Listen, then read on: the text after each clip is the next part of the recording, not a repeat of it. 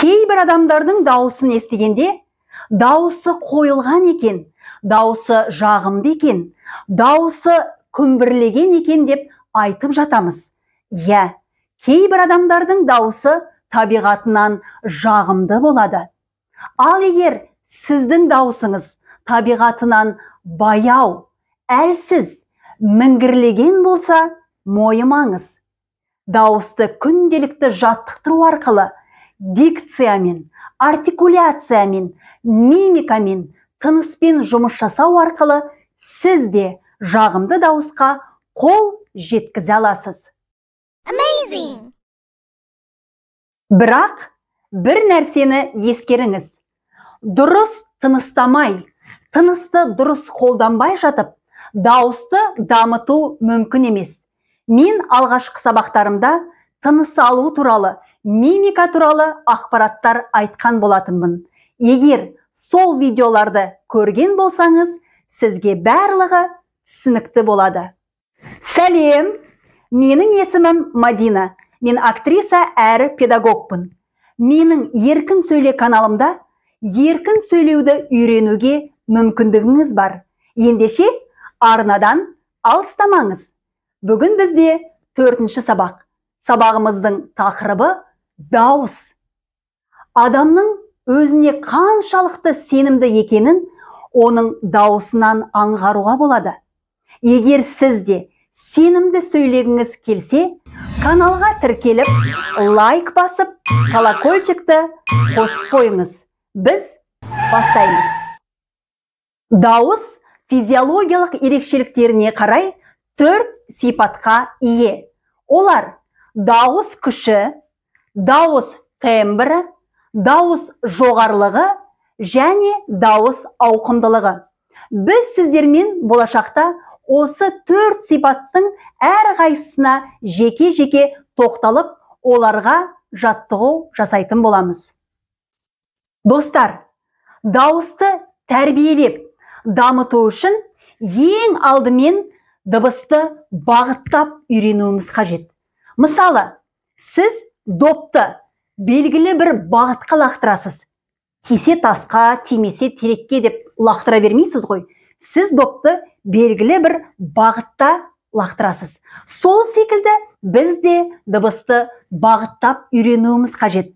Ол үшін бізге м, н, осы 2 дыбыс көмектеседі. Біз осы дыбыстармен вибрациялық массаж жасау арқылы дыбысты бағыттап үйренетін боламыз. Ой Аллай! Жаттығуға да жеттік пе? Ендеше дауысты бағыттауға арналған 3 жаттығу.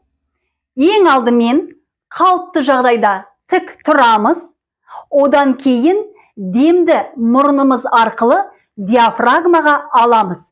Яғни қарын мен қабырға бұлшықеттерін іске қосып, өкпеге ауаны толыққанды аламыз. Одан кейін саусақтарымыздың ұшымен маңдайымызды ақырын соққылау арқылы м, н дыбыстарын айтып, демді сыртқа шығарамыз. Қанекей, бірге жасап көрейік. Осы жерде ескертемін, қазір микрофон кішкене шумет етуі мүмкін. Кеттік. М.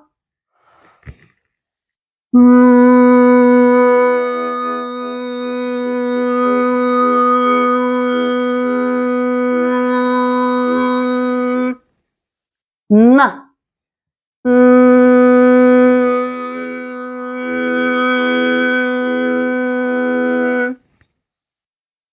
Жарайсыз? Екінші жаттығу. Қалыпты жағдайда тік тұрамыз, демді тағы да мұрнымыз арқылы диафрагмаға аламыз, одан кейін саусақтарымыздың ұшымен мұрнымыздың қабырғаларын ақырындап соққылау арқылы м, н дыбыстарын айтып, демді сыртқа шығарамыз. Қанекей, кеттік.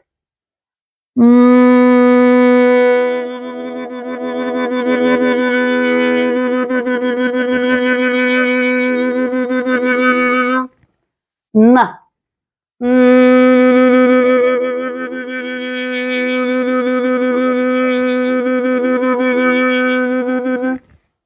Керемет.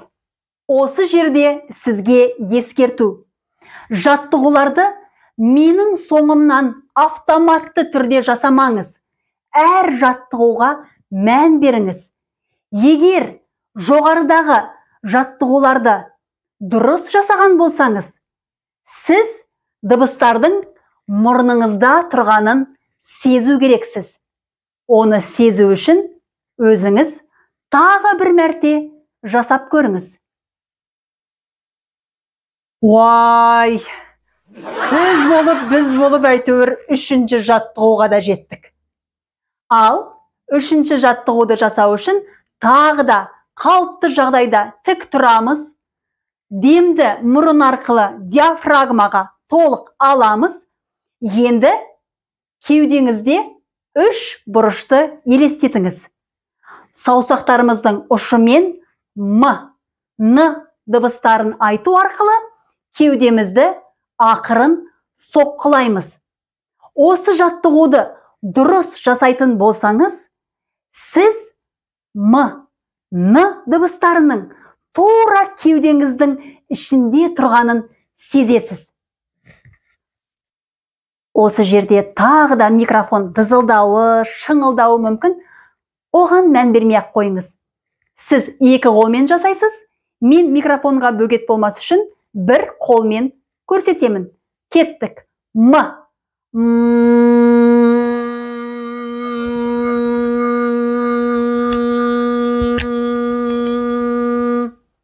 Н.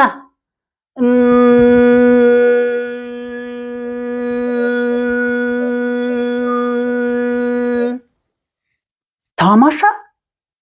Да-да-дам, да-да-дам, да-да-дам.